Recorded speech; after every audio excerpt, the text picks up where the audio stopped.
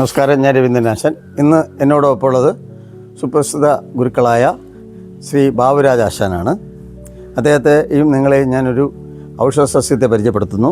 ഗുരുക്കളെ, ഇതാണ് നീല ഗരുഡപ്പച്ച. സിദ്ധവൈദ്യത്തിൽ പറയുന്ന പാൽ ഗരുഡപ്പച്ച, നീല ഗരുഡപ്പച്ച എന്നൊക്കെ പറയുന്നത് ഇതല്ല. അത് ഒരു മിനറലാണ്. ഇത് നീല ഗരുഡപ്പച്ച എന്നറിയപ്പെടുന്ന പച്ചില വർഗത്തിൽപ്പെടുന്നതാണ്. ഇത് 3 തരത്തിലുണ്ട്. 3 തരത്തിലാണ് ഈ പച്ചില. 3 തരത്തിലുണ്ട്. ഇത് പ്രധാനമായിട്ട് ഉപയോഗിക്കുന്നത് നമ്മുടെ ബുദ്ധി വികാസത്തിനാണ് ഇത് പ്രധാനമായിട്ട് ഉപയോഗിക്കുന്നത്.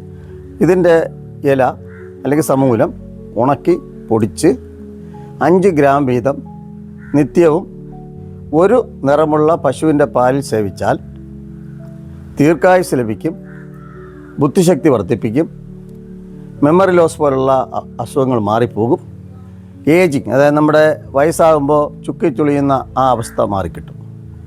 അതുപോലെ തന്നെ അൾട്രാ വയലറ്റ് രശ്മികളിൽ നിന്ന് നമ്മളെ ത്വക്കിനെയും നമ്മളെ സംരക്ഷിക്കാൻ അപാരമായ ശേഷി ഈ ഔഷധ സസ്യത്തിനുണ്ട്.